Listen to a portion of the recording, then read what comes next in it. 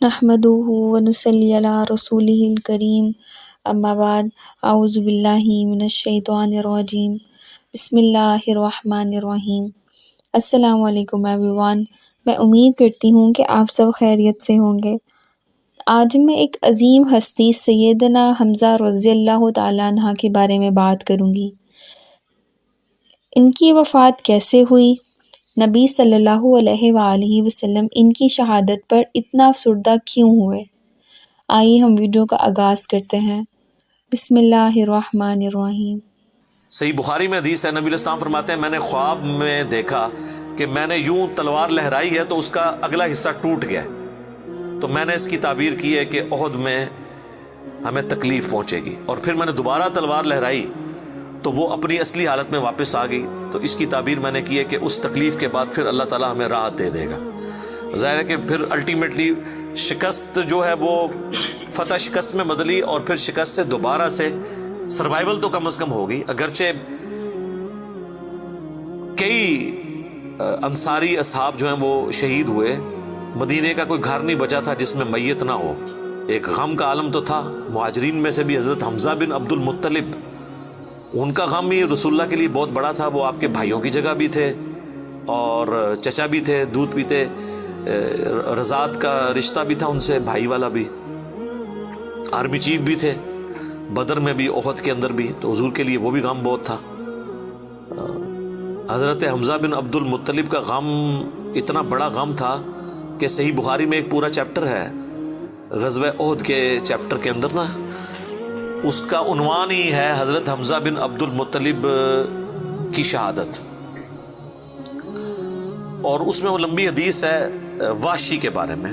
دو تابعین جو ہے وہ واشی کو ملنے کے لیے جاتے ہیں، وہ شام میں شفٹ ہو چکے ہوتے ہیں، اور ان سے جا کے حضرت حمزہ کا قتل کے بارے میں پوچھتے ہیں، تو واشی بتاتے ہیں کہ جی میری یعنی ڈیوٹی لگائی گئی تھی جبیر بن مطعم کی طرف سے۔ خیر وہ جبیر بن مطعم بعد میں وہ بھی مسلمان ہو گئے، وہ بھی صحابی ہیں، اور ہند جو بیوی تھی ابو سفیان کی، اس نے اپنے باپ کا بھائیوں کا بدلہ لینا تھا، تو وہ کہتے ہیں میں ایک پتھر کے پیچھے چھپ گیا اور میں انتظار میں رہا کہ میں موقع ملتے ہی سامنے آ کے وہ نہیں لڑا، اس نے چھپ کے جو ہے نا وہ نیزے کا وار کیا، اور وہ کہتے ہیں ناف والی جگہ پہ میں نے نیزہ مارا اور وہ آر پار ہو گیا، اس کی وجہ سے حضرت حمزہ کی ڈیتھ ہو گئی۔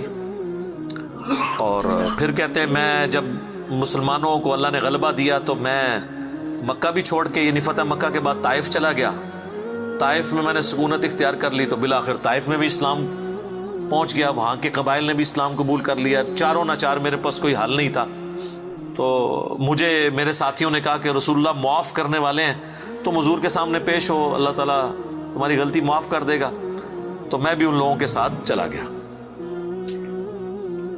اب وہ نبی علیہ السلام کے سامنے پیش ہوئے، صحیح بخاری کے الفاظ ہیں کہ نبی علیہ السلام نے پوچھا واشی کا، یا رسول اللہ واشی ہوں، قاتل حمزہ کا، یا رسول اللہ۔ آپ امیجن کریں، آپ فرمایا کہ واشی تیرا جو یہ عذر ہے میں اس اعتبار سے اسلام قبول کرتا ہوں، لیکن کیا تم یہ کر سکتے ہو کہ مجھے اپنی شکل دوبارہ نہیں دکھانی؟ اچھا یہ حضور کا ہی حوصلہ تھا، ادروائز تو اس کا گاٹا اترنا چاہیے تھا، ٹھیک ہے، کیونکہ اب جب کہ غلبہ اسلام کا ہو گیا اس کے بعد اسلام قبول کرنا، لیکن حضور کی شفقت تھی۔ لوگ اگلے جملے کو تو دیکھتے ہیں کہ حضور نے کہا مجھے شکل نہیں دکھانی، اور وہ یعنی سمجھتے ہیں کہ شاید حضور نے سختی کی ہے یا ایک فنیٹک اپروچ ہے، ایسا نہیں ہے۔ آپ دیکھیں کسی کی جان بخشی ہو گئی ہے، یہ چھوٹی بات ہے۔ تو اس پہ میں اکثر جملہ بولا کرتا ہوں کہ چچا سے زیادہ انسان کو اپنی اولاد سے محبت ہوتی ہے۔ قاتلین حسین جو ہیں، قاتلین حسن ہیں، ان کے ساتھ قیامت کے دن رسول اللہ کا کیا ایٹیچیوڈ ہوگا ایز کمپیئر ٹو قاتلین حمزہ ابن عبد المطلب۔ کوئی شخص دنیا میں کہہ سکتا ہے کہ جی مجھے اپنے چچا سے، اپنی اولاد سے بھی بڑھ کے محبت ہے، تو اس کا تو ذہنی توازن بگڑا ہو تو لادہ بات ہے، یا جھوٹ بول رہا ہوگا۔ تو یہ کربلا جو ہے یہ کوئی چھوٹی چیز نہیں میرے بھائیوں، اور اس سے یہ بھی پتا چلا کہ غم کبھی بھی ہلکا نہیں ہوتا۔ فتح مکہ کے بھی بعد کی یہ بات ہے، یعنی حضرت حمزہ کی شہادت کو کم از کم 5 سال تو گزر چکے تھے۔ 3 ہجری میں غزوہ احد ہوئی ہے اور 8 ہجری میں فتح مکہ، اس کے بھی بعد کا واقعہ ہے یہ، 8 کا بھی ہو سکتا ہے 9 کا بھی، چلو کم از کم بھی 5 سال۔ کسی نے حضور کو مشورہ نہیں دیا کہ سوگ تو 3 دن تک ہوتا ہے، لیکن یہ سوگ حمزہ نہیں تھا، یہ غم حمزہ تھا۔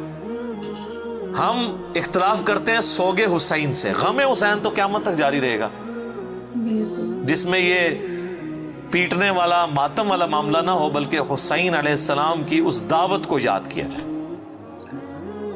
خیر، حضرت وحشی کہتے ہیں، ظاہر ہم تو ان کا احترام سے نام لیں گے، صحابی تو ہیں، وہ کہتے ہیں کہ مجھے پوری زندگی اس بات کا غم تھا اور میں اللہ سے دعا کرتا تھا کہ اللہ مجھ سے نہ کوئی بڑا کام کروانا ہے۔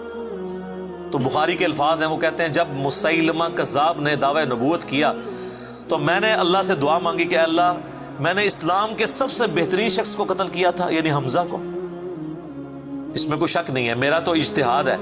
اگر حضور کی وفات کے وقت حضرت حمزہ زندہ ہوتے نا تو پہلا خلیفہ حضرت حمزہ نے بننا تھا، کیونکہ خلفائے راشدین جب موجود تھے، جب تک خلیفہ راشد نہیں وہ بنے تھے ابو بکر، عمر، عثمان و علی، ان کی موجودگی میں بھی حضور نے اپنا آرمی چیف حضرت حمزہ کو بنایا ہوا تھا۔ بدر میں حضرت ابو بکر، عمر، عثمان و علی میں سے تو کوئی نہیں تھا حضور کی طرف سے آرمی چیف، یا حضور، ظاہر ہے حضور علیہ السلام کو تو میدان جنگ میں وہ نہیں آنے دیتے تھے، خیمہ پیچھے لگاتے تھے۔ احد میں تو چونکہ کافر آپ کے خیمے تک پہنچ گئے نا، اس لیے پھر آپ کو فرنٹ سے لیڈ کرنا پڑا، ادروائز بدر و احد میں آپ خود آگے جا کے نہیں لڑے۔ اور حنین کے موقع پر بھی 12,000 کا لشکر تھا اور صرف 80 بندے رہ گئے تھے، صحیح بخاری میں آتا ہے 12,000 میں سے، اور حضور اکیلے آگے جا رہے ہیں۔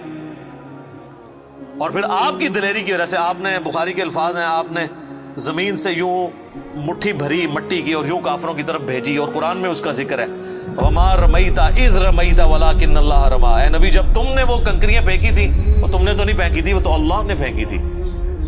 بس وہ مبارک ہاتھوں کی برکت تھی، جب آپ نے یوں مٹی پھینکی تو سامنے جو قبیلہ حوازن کے لوگ، جن کے تیروں کا مقابلہ کوئی نہیں کر سکتا تھا، ہر ایک کی آنکھ تک وہ کنکر پہنچا، اور وہ اندھے ہو گئے، اور حضور فرنٹ سے لیڈ کرتے ہوئے، انا النبی لا کذب، میں نبی ہوں، اس میں کوئی شک نہیں، میں عبد المطلب کا بیٹا ہوں، اس میں کوئی شک نہیں۔ یہ آپ علیہ السلام یہ اشعار پڑھتے ہوئے آگے گئے۔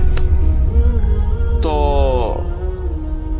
نبی صلی اللہ علیہ وآلہ وسلم کے لیے حمزہ ابن عبد المطلب کی بڑی اہمیت تھی۔ تو اب واشی کہتا ہے جب مسیلمہ کذاب نے دعوی نبوت کیا تو میں نے اللہ سے دعا مانگی۔ دیکھیں اللہ تعالیٰ سب کی دعائیں سننے والا ہے، اور میں نے کہا یا اللہ مجھے موقع دے، میں اسلام کے بہترین شخص کو میں نے قتل کیا ہے، تو میں اسلام کے بدترین دشمن کو بھی میں ہی قتل کروں۔ دیکھیں اسلام کا بدترین دشمن وہی ہو سکتا ہے نا جس نے دعوی نبوت کیا ہو اور مسلمانوں کی جمعیت توڑ دی ہو، اس وقت میں جب حضور کی ڈیتھ ہو چکی ہے، لیڈر جا چکا ہے، اور پیچھے مینجمنٹ کو کمزور کرنے والی بات ہے ہزاروں لوگوں کا مرتد ہو جانا۔ تو وہ کہتے ہیں کہ میں جب جنگ یمامہ کے لیے ندا کی گئی تو میں بھی اس لشکر میں شامل ہوا، اور میں نے اپنے وہی نیزہ جس سے حضرت حمزہ کو مارا تھا، سر عمر سیریز میں انہوں نے یہ سین فلمائے ہیں، وہ نکالا اور اللہ سے مانگا، اور کہتے ہیں میں نے دیکھا کہ وہ گھنگریالے بالوں والا جو ہے وہ اونٹ کی رنگت کا اس کا جسم وہ دیوار کے ساتھ ٹیک لگائے ہوئے کھڑا ہے۔ تو میں نے پوچھا کہ وہ مسیلمہ کذاب کون سا ہے، تو انہوں نے بتایا یہ ہے۔ انہوں نے دور سے اس کو مارا، ان کا نشانہ تو بڑا زبردست تھا، تو وہ مارا گیا اور گر پڑا زمین کے اوپر اس نیزے کے وار سے۔ پھر ایک انصاری صحابی نے آگے بڑھ کے اس کی گردن کاٹ دی۔ تو پھر وہ کہتے تھے کہ مجھے اللہ سے امید ہے کہ اللہ تعالیٰ اس نیکی کی برکت سے میری وہ غلطی معاف کر دے گا۔ ٹھیک ہے، ویسے تو اسلام لانے ہی غلطی معاف کر دیتا ہے، صحیح مسلم میں حدیث ہے کہ ایمان لانا پچھلے کے گناہوں کو معاف کر دیتا ہے، لیکن سر کچھ گناہ بہت بڑے لیول کے ہوتے ہیں، اس کے لیے بہت بڑے لیول کی نیکی چاہیے ہوتی ہے اس کی کمپنسیشن کے لیے۔ چونکہ حضور بھی تو اس اعتبار سے تو حضرت واشی حضور کے سامنے نہیں آتے تھے نا۔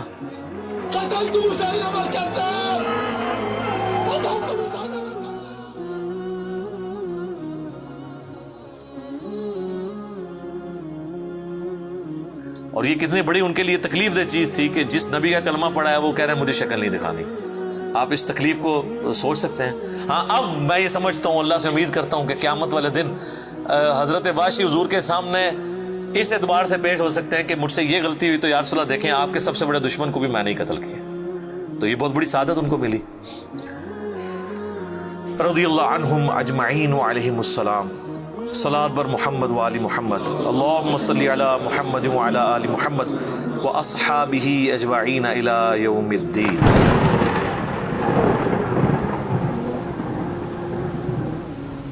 سبحان اللہ. اللہ تعالیٰ ہمیں آخرت میں نبی صلی اللہ علیہ وآلہ وسلم کا سایہ نصیب فرمائے. آمین ثم آمین. اپنی دعاؤں میں یاد رکھیے گا. السلام علیکم.